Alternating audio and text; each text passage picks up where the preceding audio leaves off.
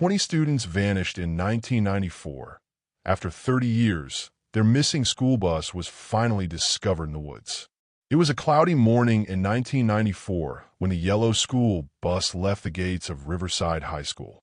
Inside, 20 children laughed, shouted, and shared snacks, never imagining their ride home would become one of the most chilling mysteries in town history. The bus never reached its destination. Parents waited anxiously at bus stops, watching as daylight faded into night. Police combed highways, bridges, and neighborhoods, but no sign of the children or the driver was found. It was as if the bus had been swallowed by the earth itself. Rumors spread quickly. Some claimed the driver was part of a sinister plan.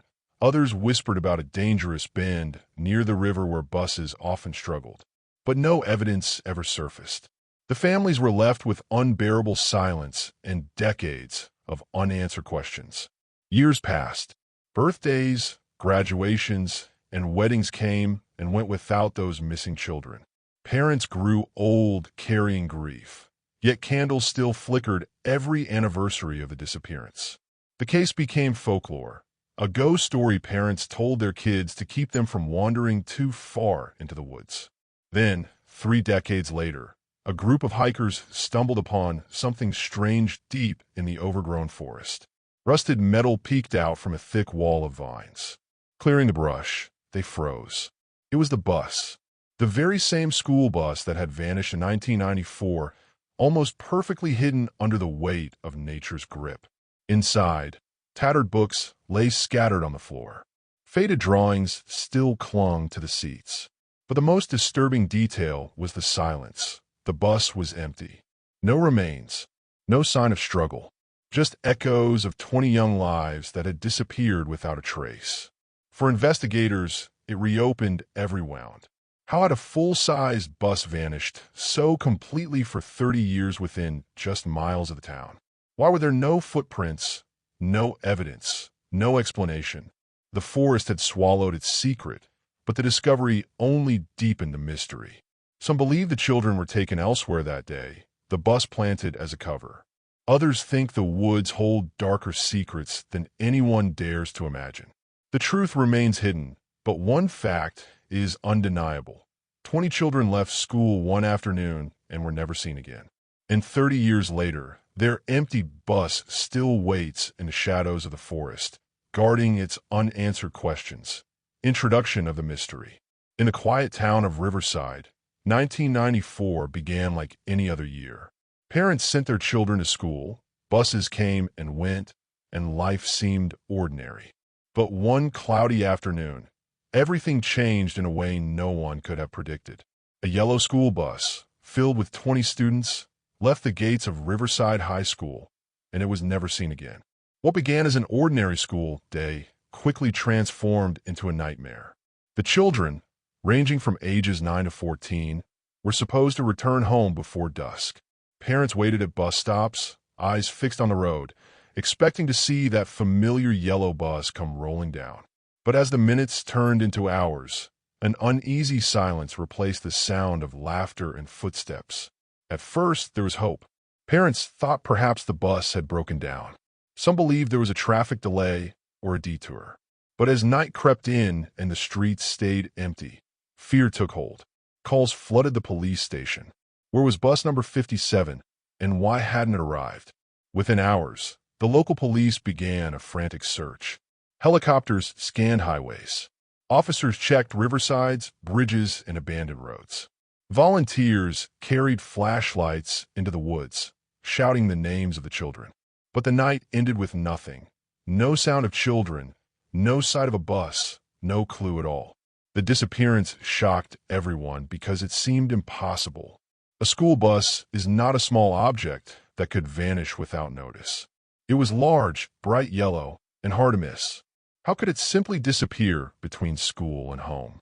That single question echoed in every household of Riverside. The town became a place of fear overnight.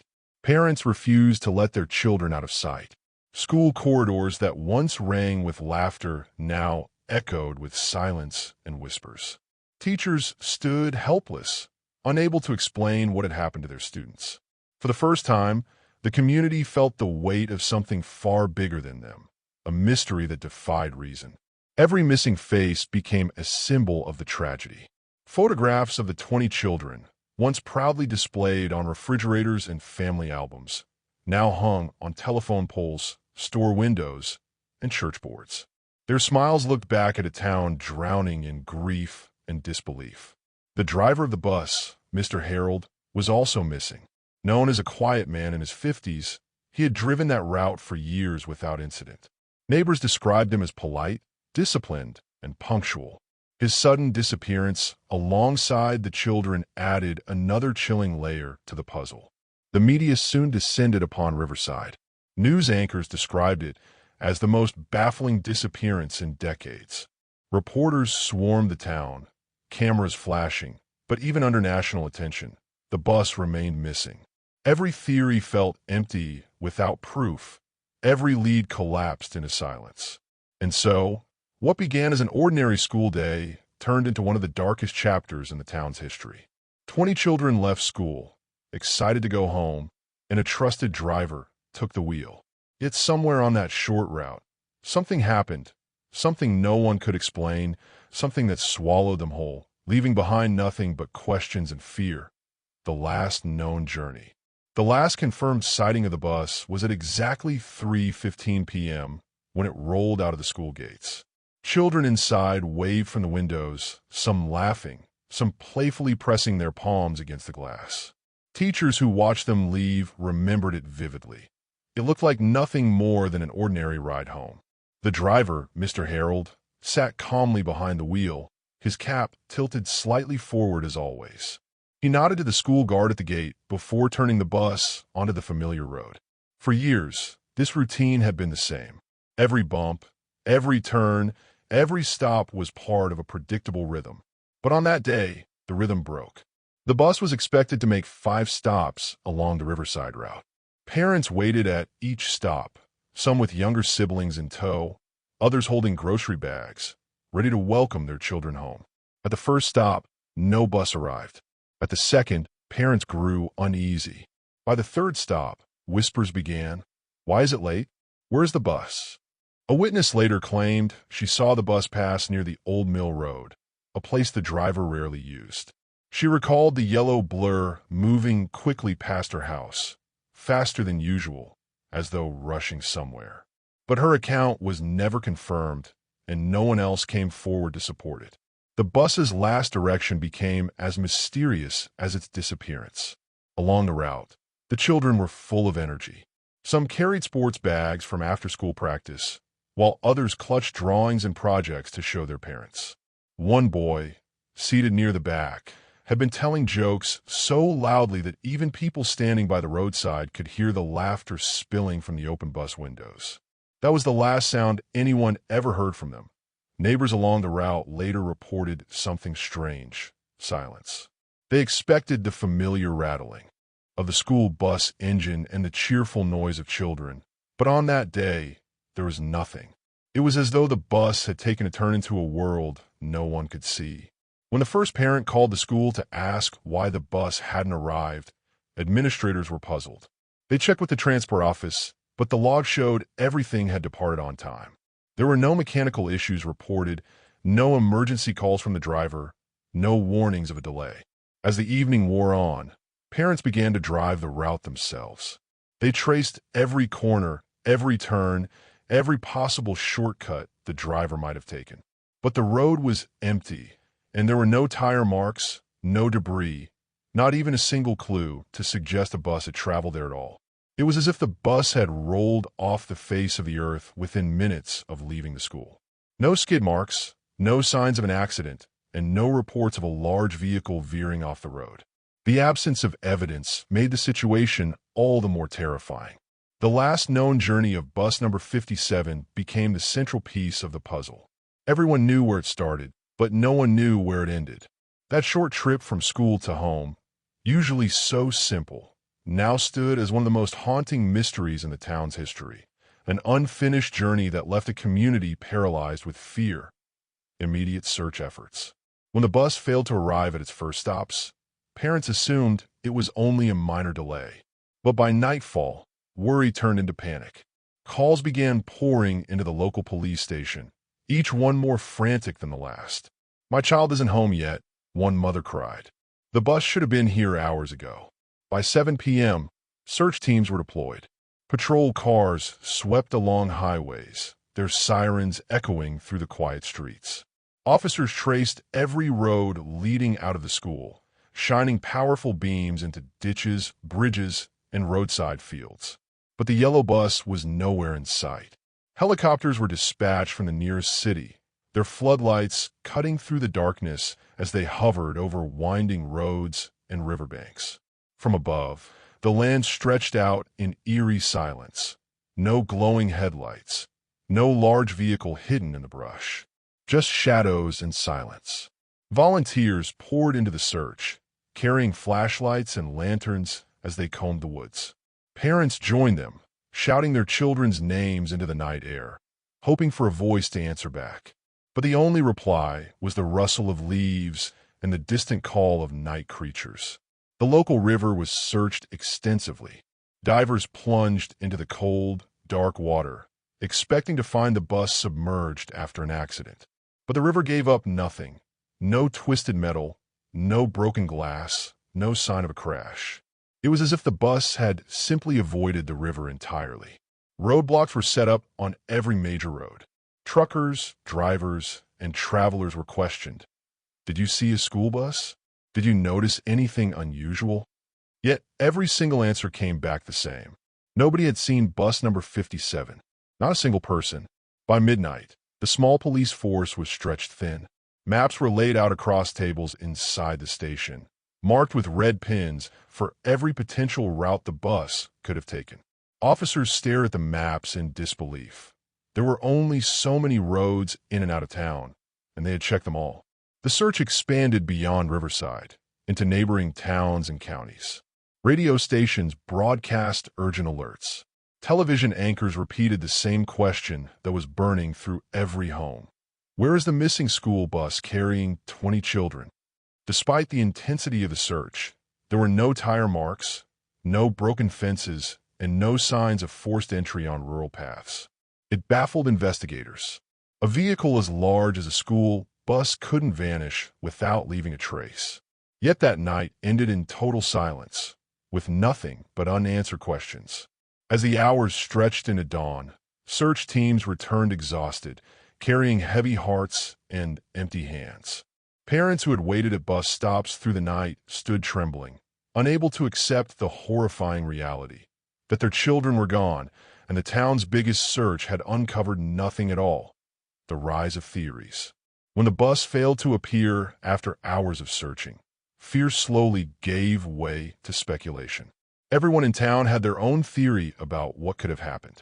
Some believed it was a tragic accident waiting to be discovered, while others were certain something more sinister had taken place. Theories began to spread like wildfire, each one darker than the last. The first and most common idea was that the bus had plunged into the river. The winding roads near Riverside had sharp turns, and drivers often struggled with them. People imagined the bus sliding off the wet ground and sinking beneath the surface, taking all 20 children with it. But divers searched tirelessly, and the river revealed nothing. That theory soon crumbled. The second theory was more disturbing, that the driver, Mr. Harold, had deliberately vanished with the children. Whispers filled the streets. What if he planned this? What if he betrayed the families who trusted him? Some pointed out that he lived alone, had no close relatives, and rarely spoke outside of work. But those who knew him insisted he was kind, reliable, and incapable of such a crime. Another theory spread among the older residents of Riverside. They spoke of the forest that bordered the bus route, a place avoided by many after dark. According to town folklore, the woods had a history of disappearances. Hunters swore they heard voices at night, and children were told never to wander too far. Some claimed the bus had gone into those woods and never come out. The more logical minds turned to the possibility of an abduction. Could the bus have been hijacked? Could armed men have forced the driver off course and taken the children? But no one had reported suspicious vehicles or strangers that day. And with so many families waiting along the route, How could an entire bus be taken without anyone noticing? Theories grew wilder as days passed. Some residents whispered about underground tunnels left over from old military operations, where the bus might have been hidden. Others spoke of secret cults that operated in the shadows, searching for children for unknown rituals. Each night, rumors twisted into more chilling shapes, feeding the town's fear. The media added fuel to the fire. National newspapers ran headlines like "Driver turns villain" and "Was it a mass abduction?" Talk shows invited experts to discuss every possibility, from human trafficking to paranormal phenomena. The spotlight only deepened the mystery, but gave the families no comfort. Paranormal investigators even arrived, claiming that the area carried an energy disturbance. They suggested the bus had slipped into another dimension or vanished into a time loop. Parents of the missing children dismissed such theories in anger, but others clung to them. Because no rational answer seemed to fit in hushed conversations, some even blamed the town itself. They believed Riverside carried a curse, that the land had absorbed something dark from its history. Old-timers recalled accidents, missing persons, and tragedies dating back decades. For them, the missing bus was not the first sign of the curse, only the worst. But no matter how many theories emerged, none came with proof. The bus left the school at 3:15 p.m. 20 children were inside. A trusted driver was at the wheel. Beyond that, everything dissolved into rumor and speculation. And as theories multiplied, so did the dread that perhaps the truth was stranger than any of them could imagine. Impact on families. For the families, the night of the disappearance was only the beginning of an endless torment. Mothers stood at bus stops long after midnight, clutching the hands of younger children, refusing to leave. Fathers drove the same roads again and again, headlights piercing the darkness, convinced that if they searched one more time, they might see the yellow bus emerge from the shadows. Inside homes, unanswered phones echoed like warnings. Some parents dialed hospitals in desperation, hoping their child was injured but alive somewhere. Others sat in silence, staring at the clock, whispering prayers under their breath. No matter how strong their faith, every passing hour without answers cut deeper into their hope. In the days that followed, family photographs took on a haunting weight. Smiling faces and school portraits became unbearable reminders of what was missing. Kitchens filled with untouched lunches. Bedrooms were left as they were that morning, backpacks by the door, shoes kicked off near the bed, like small museums of interrupted lives. The grief quickly spread beyond individual homes.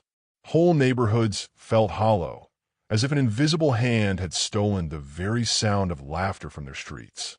Parents who still had children became overprotective, clutching them tightly, walking them to school, and never letting them out of sight. Trust in the world was broken.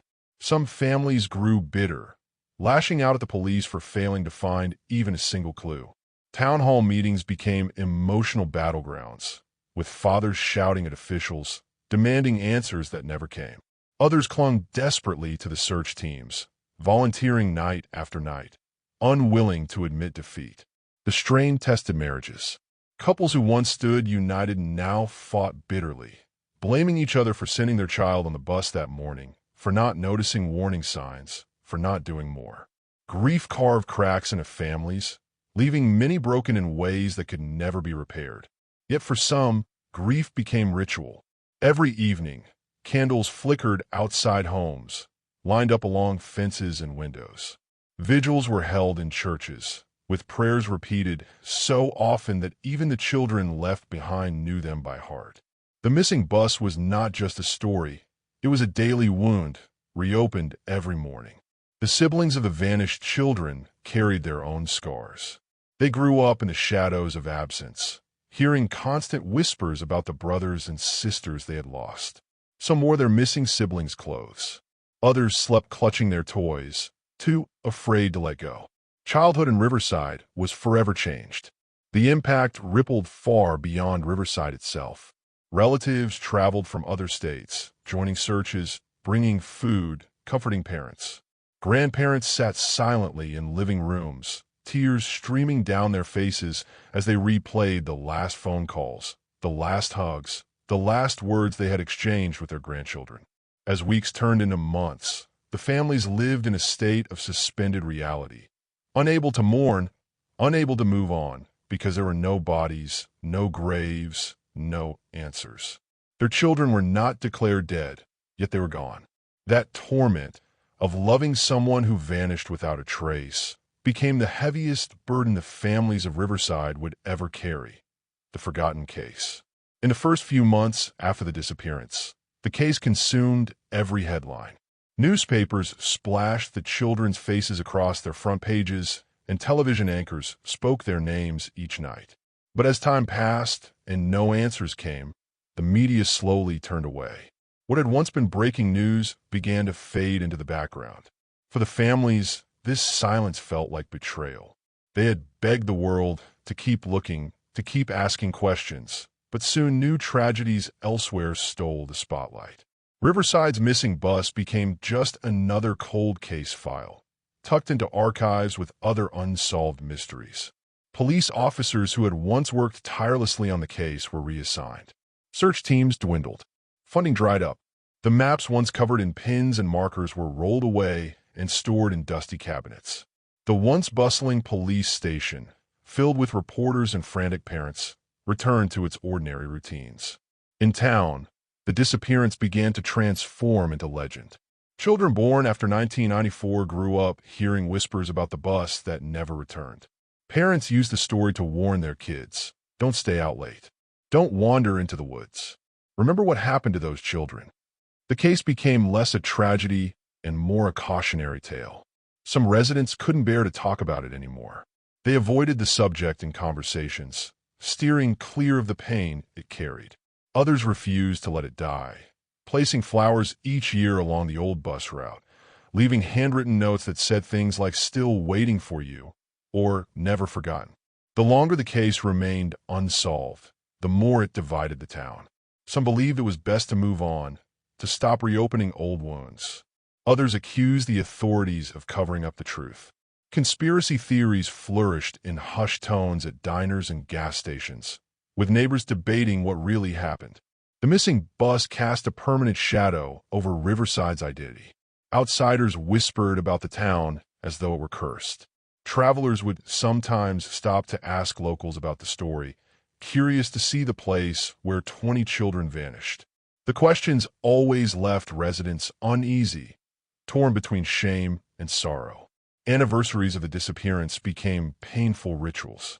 Each year, parents gathered at the school gym, lighting candles under the faded portraits of their missing children. The turnout grew smaller with time, but those who remained carried the same hollow look in their eyes, a reminder that the wound had never healed. By the late 2000s, new generations of police officers looked at the case like a legend rather than an investigation. Files grew yellow with age. Reports became harder to find, and many witnesses had either moved away or passed on. The trail wasn't just cold, it was frozen. And yet, despite being labeled forgotten, the case never truly left Riverside.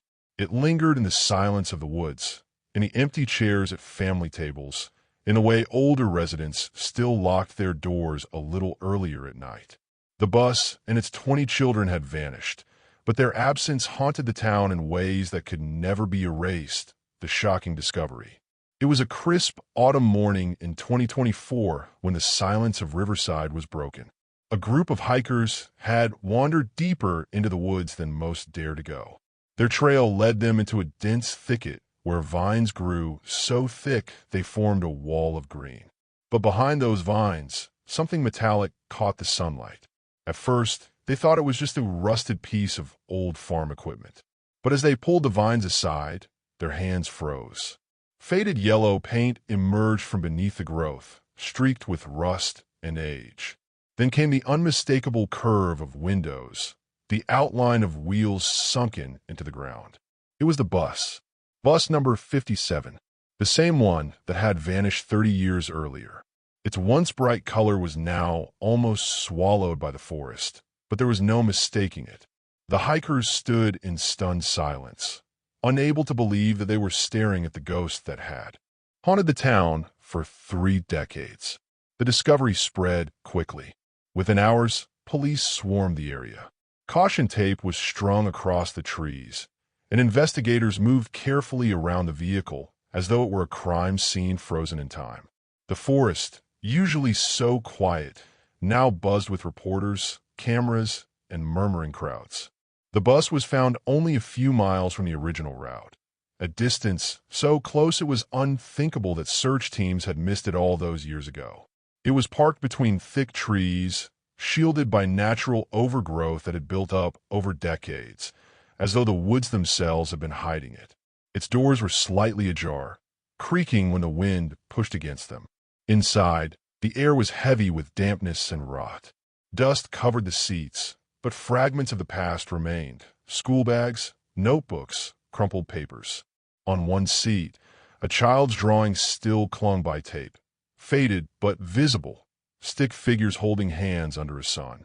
What unsettled investigators most was the emptiness. There were no bodies, no bones, no trace of the 20 children or the driver. Everything inside was abandoned in a way that felt sudden, as if everyone had simply vanished mid-journey, leaving their belongings behind.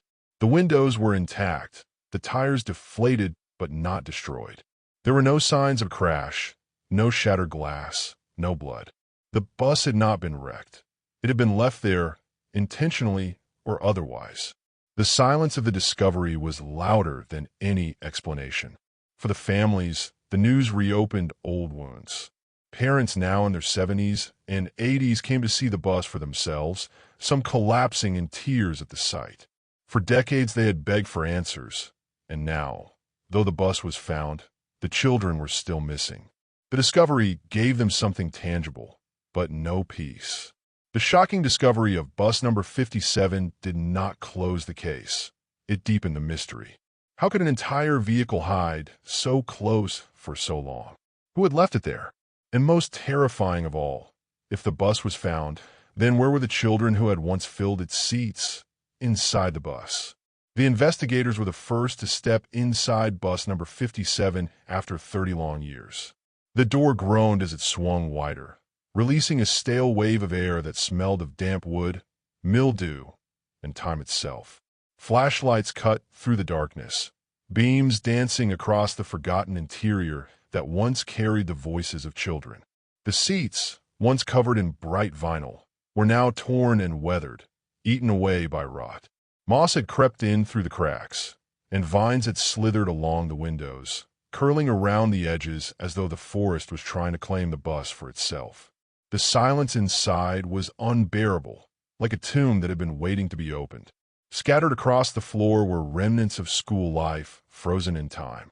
A cracked lunchbox lay on its side, its faded cartoon characters barely visible. Pencils and erasers rested where they had rolled decades earlier. A notebook, its pages curled from dampness, still bore the faint writing of a child's homework assignment. On one seat, near the middle, a backpack leaned against the window. When opened, investigators found a small stack of trading cards, their colors dulled but still recognizable. Whoever had owned them had been just like any other child, dreaming of collecting, trading, and playing. Now the cards sat as silent witnesses to a mystery that refused to speak. The walls of the bus carried eerie traces of its past passengers. Stickers peeled from surfaces, initials scratched into metal, doodles faintly etched by bored children on the long rides home. One drawing, barely visible on the back of a seat, showed a rough sketch of a house and a family.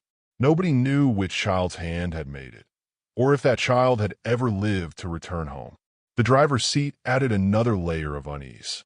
Mr. Harold's cap, weathered and sun-bleached, still sat on the dashboard as though waiting for him to return. The steering wheel was stiff, locked in place by rust, and the keys were still dangling in the ignition. It was as if the bus had been abandoned mid-ride, yet no one remained inside to explain why. Investigators found no signs of panic, no overturned seats, no broken glass, no evidence of a struggle. The belongings left behind suggested the children had left suddenly, but not violently. It was almost as though they had simply stood up and walked out, leaving everything behind. But to where? And why? The floor carried marks that puzzled experts. Strange scuff patterns trailed toward the bus door, uneven and overlapping, as if dozens of small shoes had shuffled there at once. But there were no footprints outside, no trail leading away into the soil, no evidence of where those steps had gone after they left the bus. What disturbed the investigators most was the silence of it all. The bus was not destroyed, vandalized, or burned. It was preserved, hidden, waiting. It didn't tell a story of chaos. It told a story of vanishing. Every item left behind seemed to whisper the same question. How could so much be abandoned so suddenly? And by whom? The inside of the bus became the darkest riddle of the case. Every object told a fragment of a story, but none fit together. The backpacks, the drawings, the keys, the scuff marks, all of it was there, yet none of it revealed where 20 children and their driver had gone on that fateful day in 1994 to unanswered questions. The discovery of the bus raised far more questions than it answered. For 3 decades, people had demanded to know what happened, and yet when the bus was finally found, the silence inside only deepened the mystery. Every detail seemed to scream for explanation, yet none was given. How could such a massive vehicle remain hidden for so long, only a few miles from the original route? Search teams had scoured those very woods with dogs, helicopters, and hundreds of volunteers. Could they really have missed something so large? Or had the bus not been there all along? If the bus had been abandoned in the forest in 1994, why were there no footprints, no trails, no discarded clothing? 20 children and 1 adult stepping out should have left evidence in the soil, yet not a single trace remained. It was as though they vanished the very moment they touched the ground. The ignition keys hanging from the dashboard brought another puzzle. Why would the driver leave them behind? If Mr. Harold had been involved, wouldn't he have taken them with him? If he was innocent, then who stopped the bus and forced him to leave it in the woods without a struggle? The scuff marks on the floor troubled investigators most. They clearly showed that children had moved toward the exit, but where did they go after stepping out? Did someone wait for them in the woods? Did they walk willingly into the darkness, or were they led away by force? The belongings inside the bus were equally baffling. Why would children abandon their school bags, drawings, toys, and lunchboxes? If they had run, wouldn't they grab at least something? The fact that everything was left behind suggested they didn't expect to leave or weren't allowed to return. The question of time gnawed at everyone. If the bus had been hidden since 1994, how had it escaped detection during years of searches? And if it had been moved there later, who had the means to transport a school bus unnoticed? The logistics of it alone seemed impossible. The lack of damage also made no sense. If this had been an accident, the bus should have been wrecked, overturned, or burned. Instead, it stood intact, like it had been carefully placed and preserved. That detail made some wonder. Was the bus meant to be found only when someone decided the time was right? The disappearance of the children themselves was the most haunting question of all. Where had they gone?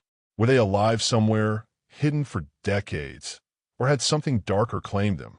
The emptiness of the bus suggested a story, but it stopped just short of revealing the truth. The unanswered questions stacked higher than the evidence.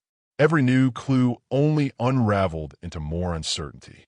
The discovery that was supposed to bring closure instead reopened the nightmare, leaving Riverside once again staring at the same terrifying mystery. 20 children entered the bus that day, but why did no one ever see them again? The enduring mystery. Even after the bus was discovered, the mystery of Riverside refused to fade. Instead of closing the case, the finding of bus number 57 breathed new life into the fear, the whispers, and the haunting sense that something was still unfinished. The woods seemed to hold their silence tighter than ever, as though mocking those who sought answers. For the families, the bus became both a shrine and a wound. Some visited it in tears, touching the rusted seats as if they might still carry the warmth of their children. Others could not bring themselves to see it at all, afraid that standing inside would shatter the fragile hope they had carried for 30 years. The townspeople struggled to explain it. Some claimed the bus had been hidden deliberately, covered by branches and vines that grew thicker each year. Others swore it had not been there before, that it had appeared suddenly, like a secret finally allowed to surface. Both possibilities were terrifying in their own way. The investigators reopened the case, but time had stolen many chances. Witnesses had aged, memories had blurred, evidence had decayed. Those who might have known something were either gone or silent, leaving only fragments of rumors and speculation to fill the gaps. Theories began to rise once again, this time even darker. Some said the children had been taken far away and the bus abandoned as a decoy. Others whispered that the woods themselves had claimed them, dragging them into something unseen, something beyond explanation. The bus, now fenced off, became a site of uneasy pilgrimage. Curious strangers traveled from faraway towns to glimpse it, snapping photographs and whispering about curses and disappearances. To Riverside residents, it was both a reminder of sorrow and a symbol of what remained unresolved. At night, some swore they could hear faint echoes if they stood near the bus. Soft laughter, the thud of footsteps, or even the crackle of the old radio that once played inside. Whether it was imagination or something else, those sounds kept the legend alive, spreading far beyond Riverside. The case files grew heavier with theories, but lighter with evidence. Every attempt to answer one question only raised three more. Why was the bus so intact? Why were no human remains found? Why had the forest protected it so completely, almost as if it had wanted the bus to remain hidden until now? Generations shifted, but the story lingered. Children in Riverside grew up under the shadow of the vanished 20, told to beware of the woods, told never to trust the silence of the trees. The bus, even in its rusted state, became a permanent part of the town's identity. And so, the mystery endures, unanswered, unresolved, and unbroken. The bus was found, but the children were not. The past had returned, but the truth remained buried. 30 years later, Riverside still lives with the same haunting question. What really happened on that short ride home in 1994? Strange findings around the bus. When investigators widened their search beyond the bus itself, the forest revealed an unsettling layer of clues that had remained untouched for decades. Just a few yards away from the bus, carved deep into the bark of several old oak trees, were strange symbols, circles interlocked with jagged lines, shapes that seemed too deliberate to be random scratches. Some of them were faint with age, while others looked disturbingly fresh, as if someone had been maintaining them long after the bus vanished. The symbols didn't match anything familiar in law enforcement databases. They weren't gang markings, nor did they resemble common graffiti. Experts were brought in, some claiming the designs echoed occult rituals, while others insisted they were nothing more than crude attempts at distraction. But their symmetrical precision made it hard to dismiss the possibility of intent. Beneath the thick blanket of leaves and soil, searchers uncovered scraps of fabric, child-sized clothing faded and rotting with time, a sleeve torn from a shirt, the corner of a school uniform, even the strap of a small shoe. The most disturbing part was their location. These items weren't found inside the bus, but scattered carefully in the surrounding area, almost as though they had been arranged to mislead or to send a hidden message. One investigator noted that the fabric pieces seemed to form a rough trail leading deeper into the woods before abruptly stopping at a patch of moss-covered ground. When dogs were brought to the area, they reacted strangely, circling, whining, and refusing to move forward, as though something unseen repelled them. The soil near that patch revealed markings unlike anything else in the area. Wide, sweeping grooves etched into the dirt, as if something heavy had been dragged. Yet no one could determine whether it was a large object or multiple people moving in unison. The grooves ended suddenly, without continuing tracks, as if whatever caused them had simply vanished. Further inspection revealed the trees themselves carried scars beyond the symbols. Deep claw-like marks ran vertically up several trunks, the bark stripped away in patterns that did not match natural animal behavior. They were too high, too straight, too purposeful, Some investigators whispered that the trees bore witness to something unnatural. The deeper the team searched, the more disturbing the evidence became. A small rusted whistle was found near the base of a tree, the kind teachers once used during playground duty. Nearby, buried under years of damp leaves, they found the remains of a tin lunchbox with faded stickers still clinging to its surface. Each artifact tied directly to the missing students, but none gave clarity to their fate. One discovery shook even the most seasoned officers: a child's notebook, miraculously preserved in a sealed plastic cover. The first few pages contained spelling exercises and doodles, but the last page had jagged writing across it, hurried and uneven. The words were smudged but still legible enough to read. "We can hear them outside. Don't open the door." The finding of the notebook turned the mystery darker than ever. Who had written it? A student? The driver? And who, or what, were them? Was this proof that the children had hidden inside the bus before leaving? Or was it a warning that something sinister had surrounded them in the woods that day? The forest around bus number 57 no longer seemed like a passive backdrop, but a stage set with deliberate clues.